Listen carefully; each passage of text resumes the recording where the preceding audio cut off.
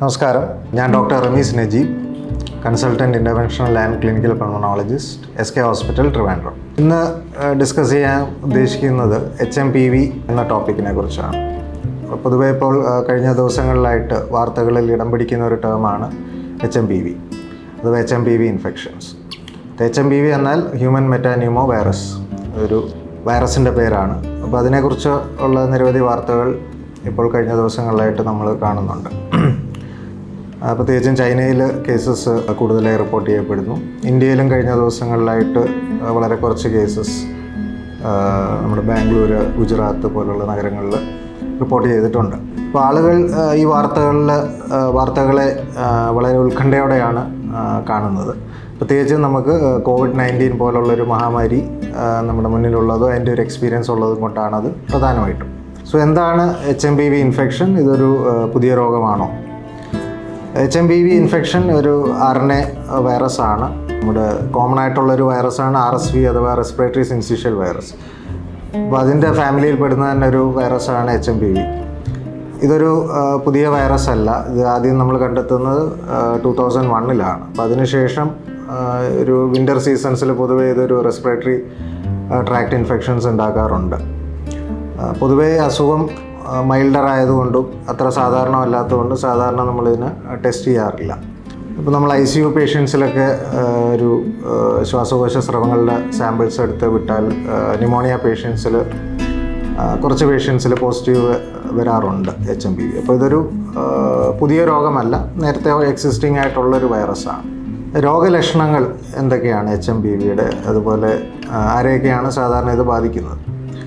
മെയിനായിട്ട് ഇത് respiratory tract infections ആണ്, ശ്വാസകോശത്തിനെയാണ് എഫക്റ്റ് ചെയ്യുന്നത്. Both upper respiratory as well as lower respiratory tract infections. ഇപ്പോൾ ഏതൊരു വൈറൽ പനി പോലെ തന്നെ, ഉദാഹരണത്തിന് നമ്മുടെ കോവിഡോ അല്ലെങ്കിൽ ഇൻഫ്ലുവൻസ പോലുള്ള ഇൻഫെക്ഷൻ പോലെ തന്നെ പനി, കടുത്ത പനി, ശരീരവേദന, ജലദോഷം, ചുമ, തൊണ്ടവേദന, ഇപ്പം ന്യൂമോണിയൊക്കെ ഉണ്ടെങ്കിൽ ചിലപ്പോൾ വീസിങ്ങോ അതുപോലെ ശ്വാസം മുട്ടും, ഇതൊക്കെയാണ് ഇതിൻ്റെ രോഗലക്ഷണങ്ങൾ. കൂടുതലും കുട്ടികളിലെയാണ് ഇത് മെയിനായിട്ട് ബാധിക്കാറുള്ളത്, പ്രത്യേകിച്ച് 5 വയസ്സിന് താഴെയുള്ള കുട്ടികൾ, അതുപോലെ എൽഡർലി പോപ്പുലേഷൻ, അതായത് 60 വയസ്സിന് മുകളിലുള്ള ആളുകളിലും, അതുപോലെ തന്നെ രോഗപ്രതിരോധ ശേഷി കുറഞ്ഞ അവസ്ഥയുള്ള ആളുകളിലും കോമണായിട്ട് നമുക്ക് ഈ അസുഖം ബാധിക്കാം.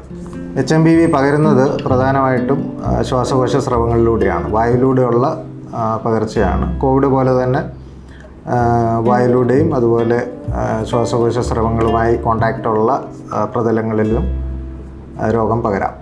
പിന്നെ ഉള്ളത് കോവിഡുമായിട്ട് ആളുകൾ ഇതിനെ താരതമ്യം ചെയ്യുന്നതാണ്. അപ്പോൾ അതിനെക്കുറിച്ച് പറയാനുള്ളത്, കോവിഡുമായിട്ട് കമ്പയർ ചെയ്യുമ്പോൾ HMPV ഇൻഫെക്ഷൻ ഒരു മൈൽഡർ ഇൻഫെക്ഷനാണ്. അതുപോലെ ഇത് പകരുന്ന റേറ്റ് കോവിഡുമായിട്ട് കമ്പയർ ചെയ്യുമ്പോൾ താരതമ്യം ചെയ്യുമ്പോൾ കമ്പാരിറ്റീവ്ലി കുറവാണ്. അതുപോലെ മരണനിരക്കും കുറവാണ്. കൂടുതലും ഞാൻ നേരത്തെ സൂചിപ്പിച്ച പോലെ എക്സ്ട്രീംസ് ഓഫ് ഏജസ്, തീരെ ചെറിയ കുട്ടികളിലും അതുപോലെ പ്രായം ചെന്ന ആളുകളിലുമാണ് പ്രധാനമായിട്ടും മരണനിരക്ക് കാണുന്നത്, അല്ലെങ്കിൽ ന്യൂമോണിയയിലോട്ടൊക്കെ ഉള്ള കോംപ്ലിക്കേഷൻസിലോട്ട് പോകുന്നത്. അപ്പോൾ എങ്ങനെയാണ് ഈ രോഗം കണ്ടെത്തുന്നത്? നമുക്ക് കോവിഡിന് പോലെ തന്നെ RT-PCR, അതായത് ശ്വാസകോശ സ്രവങ്ങളുടെ RT-PCR അല്ലെങ്കിൽ മൾട്ടിപ്ലെക്സ് PCR പോലുള്ള ടെസ്റ്റുകൾ ഉപയോഗിച്ചാണ് രോഗം നിർണ്ണയിക്കുന്നത്.